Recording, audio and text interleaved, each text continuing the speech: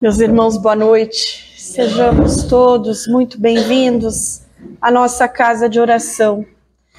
Que esse mês vocês devem ter reparado, quando entraram lá no portão, que ela está diferente, né? Está comemorando, ou está comemorando, é esse o termo mesmo. Comemorando o quê? Nós estamos fazendo o mês de valorização da vida. Mas é o mês de Setembro Amarelo, que se fala sobre suicídio, sim. Mas suicídio a gente não tem que comemorar, a gente comemora a vida. E a nossa casa, por conta disso, então, está o mês todo falando sobre o livro espírita e sobre a valorização da vida, né? E valorizamos a vinda de cada um de nós aqui na noite de hoje, para ouvir o que a gente tem a dizer, o que a gente tem a conversar, para ouvir os mentores, amigos dessa casa, enfim, que recebe a cada um de nós, lá na entrada do portão já. E a nossa casa com esse brilho todo em festa, que é o que estamos, né? Bem, a gente vai falar um pouquinho, valorização da vida, a gente vai falar então sobre felicidade e sobre Jesus.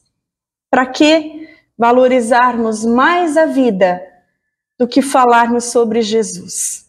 Ele, que é o governador deste orbe, ele, que é o nosso mestre amado, que é o nosso médico divino, ele, que para nós é o nosso modelo e o nosso guia, não é verdade? Bom, felicidade, meus irmãos, a gente não pode confundir com alegria. Mas quem é feliz não é alegre? Sim, muito.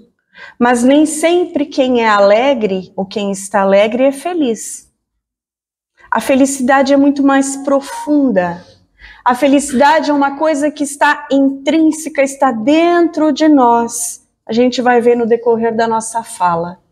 A alegria, ela se sustenta por determinados momentos, em determinadas ocasiões, em determinados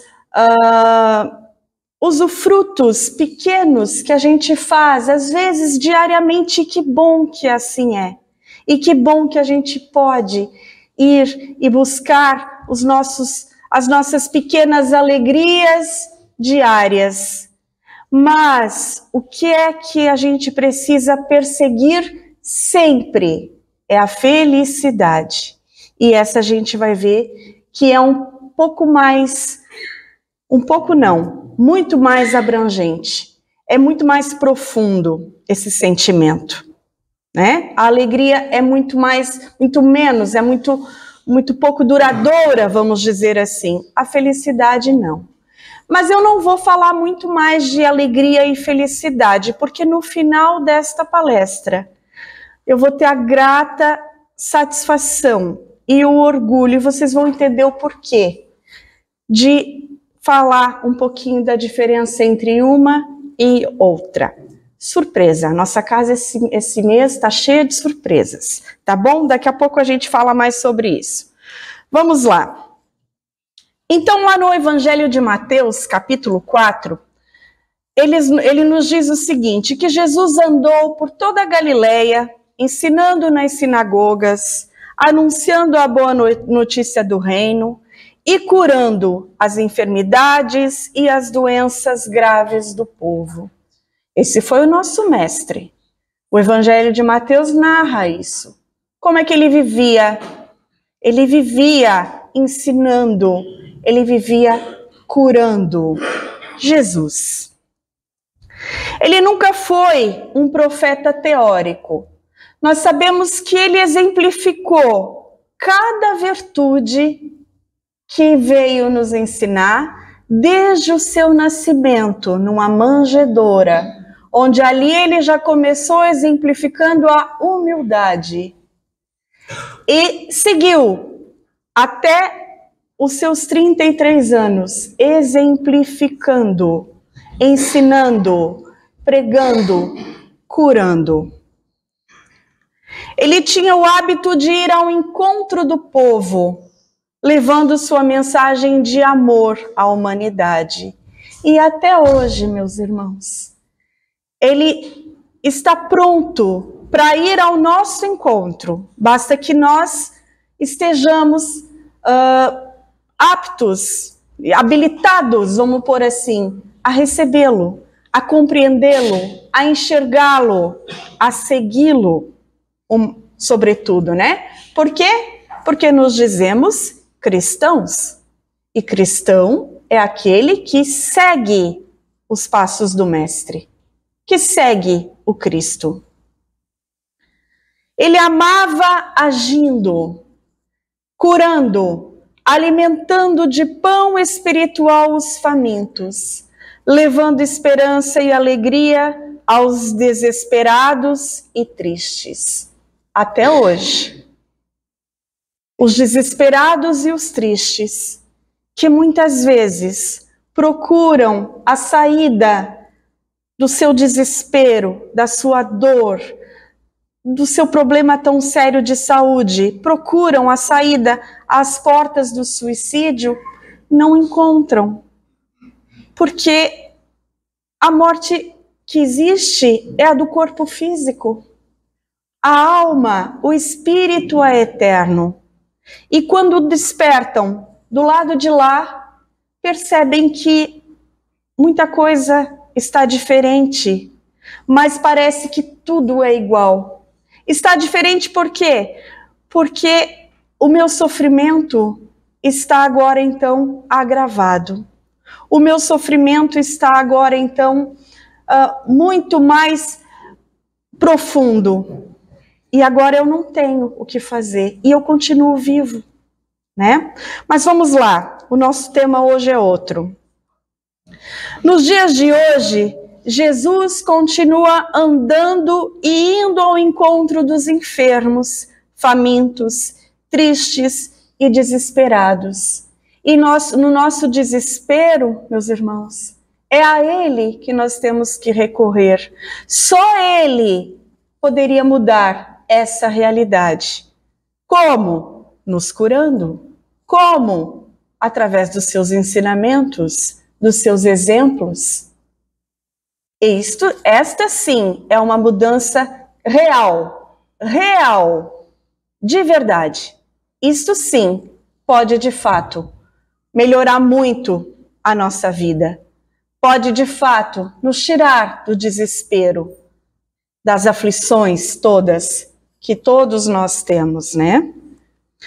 Bem, então temos um Cristo Salvador e um Cristo Redentor. Como assim? Qual é a diferença? Vamos ver. Antes, livro espírita. Essa palestra eu tirei todinha deste livro. Alguém me tocou. Muito bom, maravilhoso. A biblioteca deve tê-lo para venda, para empréstimo, aí eu não sei. É muito bom. Bem, e neste livro ele nos coloca Jesus como o Cristo Redentor e o Cristo Salvador. Vamos ver qual é a diferença. Mateus afirmou em seu evangelho que Jesus, além de curar os enfermos e as doenças graves, andava pelas sinagogas ensinando e anunciando a boa notícia do reino. Ensinando. Portanto, há duas facetas de Jesus.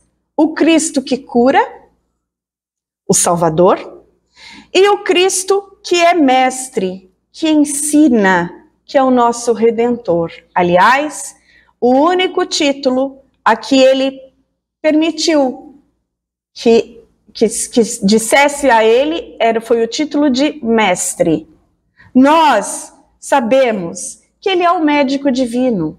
Nós sabemos que ele é o governador do planeta, que ele é o modelo, que ele é o guia, mas ele próprio disse somente que ele permitiu somente que o chamassem de mestre. Por quê, meus irmãos? Nada, absolutamente nada do que Jesus veio fazer aqui foi inútil ou foi em vão.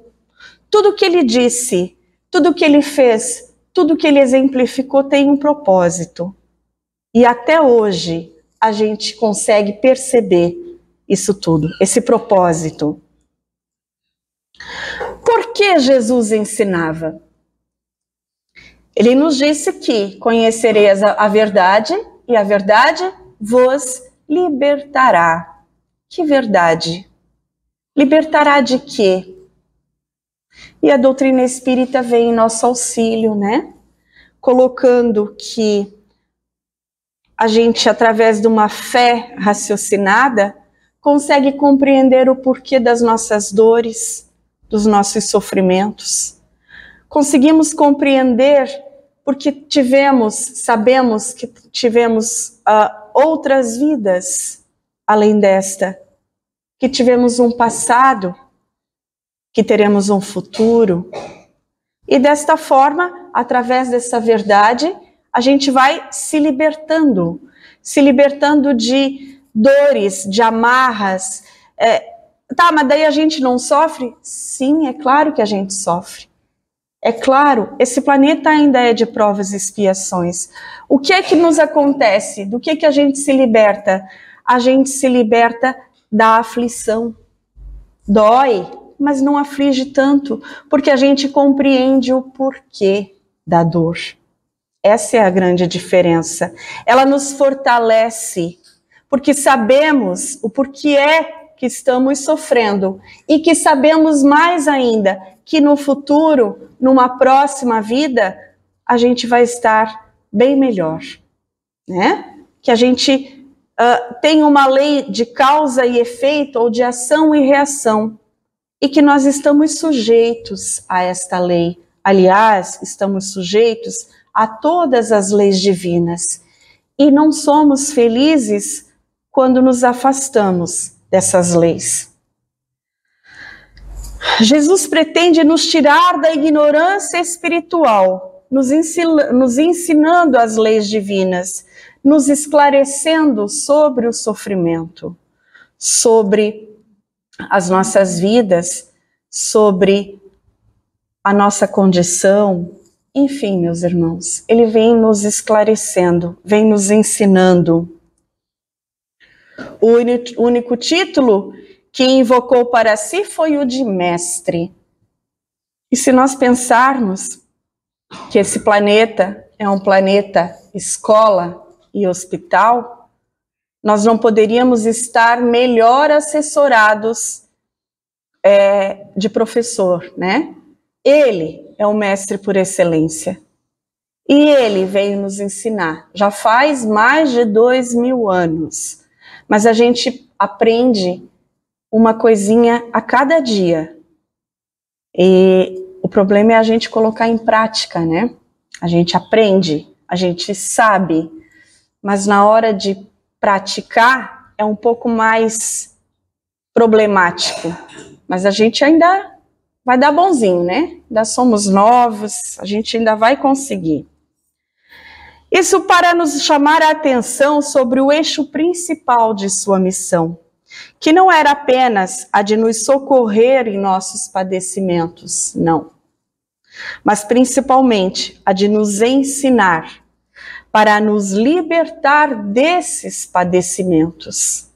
Por que é que padecemos? Eu acabei de falar, somos infelizes porque nos distanciamos da lei divina. E Jesus veio nos ensinar a trilhar por estas leis. Trilhar o nosso caminho de acordo com essas leis. Então ele veio nos ensinar a nos libertar dos padecimentos que a gente sofre cada vez que a gente se distancia destas leis. O que Jesus ensinava? O que é que ele nos ensinava? Mateus nos diz que ele ensinava a boa notícia do reino. Que reino, meus irmãos? Quando perguntado, Jesus disse que o meu reino não era deste mundo, né? Meu reino não é deste mundo. E ele disse mais, ele disse que o reino de Deus está dentro de vós. E aí? Como é que a gente faz para acessar esse reino?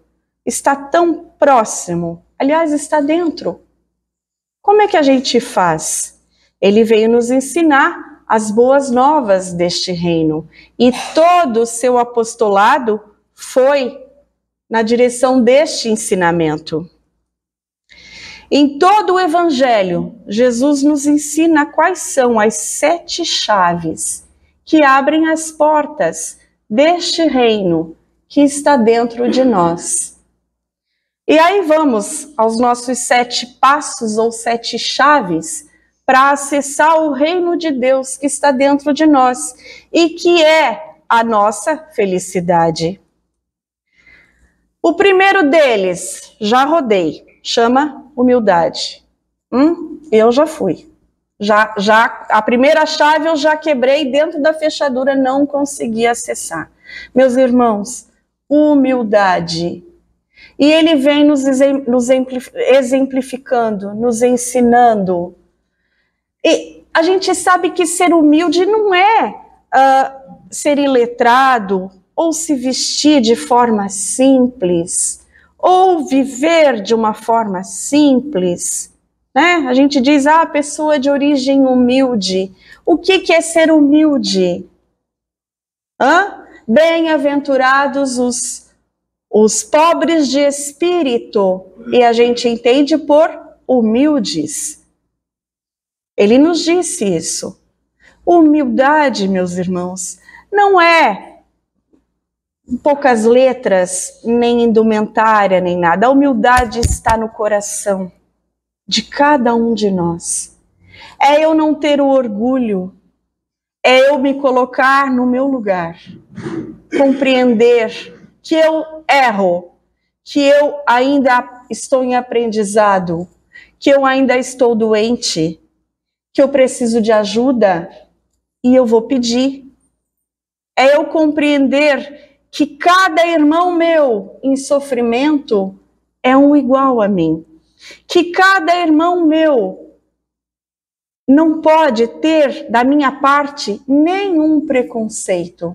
Seja de cor, seja de raça, seja de orientação sexual, seja de credo, seja de que espécie for. Isso é ser humilde. E foi isso que ele veio nos ensinar. A humildade é a primeira de todas as virtudes. E é o primeiro passo que a gente deve dar para chegar à felicidade. Misericórdia. Bem-aventurados os mansos e os pacíficos. Ele nos disse e ele exemplificou muito, muito. E o que é misericórdia? É eu me compadecer com o meu irmão? Também. Mas é eu me compadecer, é eu me solidarizar. Eu acho que hoje o verbo que mais se adequa à misericórdia chama empatia. Verbo? Empatia? Não. Adjetivo? Não lembro, não sei. Não importa saber a gramática. É importante a gente saber que ter empatia é a gente se colocar no lugar do outro. E o maior ensinamento do Cristo em relação à misericórdia foi aquele assim, faz para o teu irmão tudo aquilo que você gostaria que fosse feito para você. E aí, como é que fica? Se eu tiver esse ensinamento muito presente na minha vida, eu vou saber, diante das situações que envolvam e me envolvam com os meus irmãos, eu vou saber como pensar, como agir. Reprovei de novo, né? Vamos lá. Desapego. Desapego material, claro.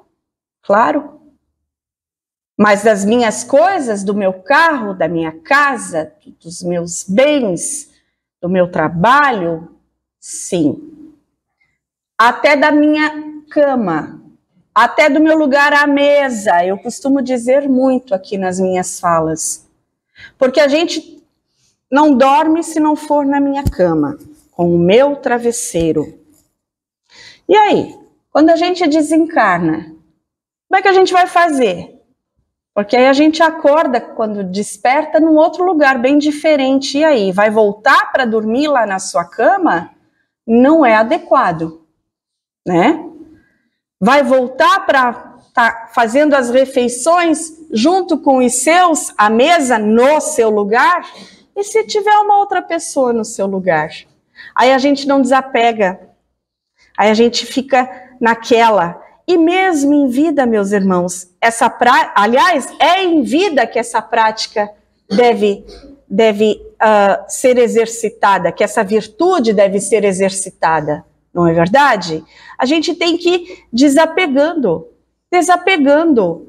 Ah, mas isso significa gostar menos? Não, não significa gostar menos. Significa ter liberdade de deixar que as coisas tenham a liberdade que tem que ter. Nada é nosso, meus irmãos. Nada é nosso. Ai, o meu corpo me derruba com uma diarreia, com uma febrezinha. Ele me derruba. Eu já não mando em mais nada. Não é verdade? Então, vamos desapegando. Essa é outra chave para a felicidade. Adivinhe, rodamos de novo, não é mesmo? Vamos lá. Perdão. E muitas doutrinárias aqui já explicaram que perdão não é a mesma coisa que amnésia ou esquecimento. A gente perdoa quando? Quando a gente quer que aquela criatura que nos ofendeu, primeiro, sabedores de que talvez eu também tenha ofendido, sim, né? Mas a gente tem que exercitar o perdão quando a gente consegue desejar, mas desejar mesmo, desejar lá no fundo do nosso coração, que aquela criatura fique bem, que esteja em paz, que encontre o caminho dela e não ficar assim, tá, eu perdoo, mas deixa que a vida se encarrega. Esse não é perdão. E a gente não faz isso?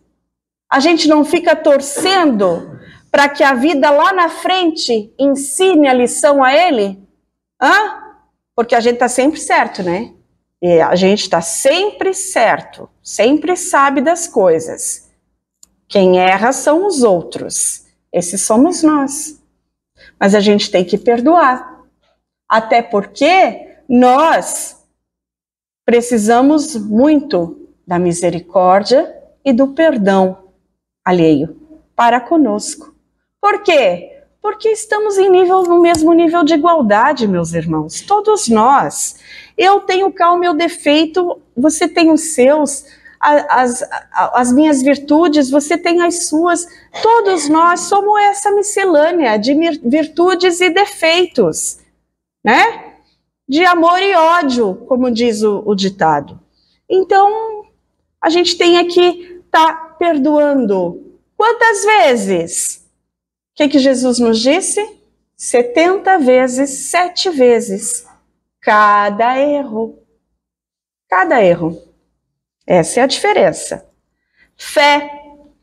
E a nossa, conforme a doutrina espírita nos prega, é a raciocinada. É aquela que nos faz compreender. Acredito porque sei. Eu não acredito em reencarnação. Eu sei que existe uma reencarnação. Por quê? Porque a reencarnação, quando a gente a compreende, a gente percebe que ela é a maior expressão da justiça divina e da misericórdia divina. É a oportunidade que nós temos, meus irmãos, de refazer o que nós erramos. E todos nós erramos. Então, não precisa se preocupar. Precisa, né? A gente tem que se ajustar no caminho já. Mas a gente tem que saber que Deus é infinitamente bom e justo. Isso foi Jesus quem veio nos ensinar também, né? E aí a nossa fé se amplia, porque eu não consegui agora, mas eu sei que amanhã eu vou conseguir. Eu vou tentar de novo. Quando a gente sabe que não tem mais jeito, já errei, não adianta, não tem mais o que fazer. Tem sim, tem o que fazer sim. Eu posso consertar sim. Se não for agora, pode ser numa próxima. Né? E às vezes a gente costuma dizer, vai ter que ficar para a próxima. Não estou conseguindo. Mas talvez na próxima eu não tenha a oportunidade tão boa como eu estou tendo agora. Então a gente tem que ter essa fé, tem que ter essa certeza. Perseverança. Aquele que perseverar até o final será salvo. Perseverar no quê? Em nós, meus irmãos, nesta fé, sabendo que a gente vai sim conseguir, né? Vamos perseverando. Este planeta, esta Terra está em vias de transição e vai se transformar num planeta de regeneração.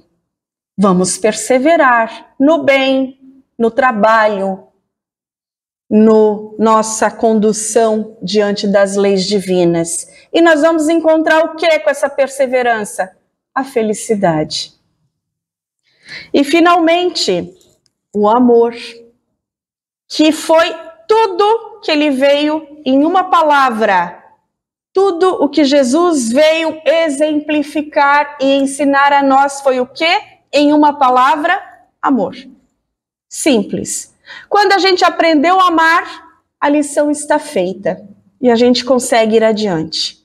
Só isso. Então é o nosso ir e vir com essa pessoa, com aquela pessoa, com esse filho, com aquela família, com esse colega de trabalho, até que a gente aprenda a superar as diferenças, até que a gente perdoe mesmo e aprenda a amar. Essa é a diferença. 7 passos. Rodeiem todos. Os 7 passos para a felicidade propostos pelo Mestre estão diretamente ligados ao exercício de cada uma dessas virtudes. Ninguém disse que seria fácil. É simples, mas não é fácil. Diretamente ligado. Diante da nossa condição evolutiva, o que o Mestre nos dá é um autêntico GPS, né? Termo moderno aí, né? Hoje mais, o Waze, né? Mais um Waze aí, indicando-nos o caminho que devemos seguir. Ele é o nosso modelo e o nosso guia. Nada mais natural que ele indique esse caminho. Foi por isso que os espíritos disseram a Kardec, vide Jesus, né? O modelo e o guia da humanidade. Que não nos lembremos apenas do Jesus que salva, meus irmãos, no momento da aflição. Que não nos lembremos apenas dele, mas dele principalmente, e dele em primeiro lugar, antes de pensar qualquer besteira, que não vai resolver em nada.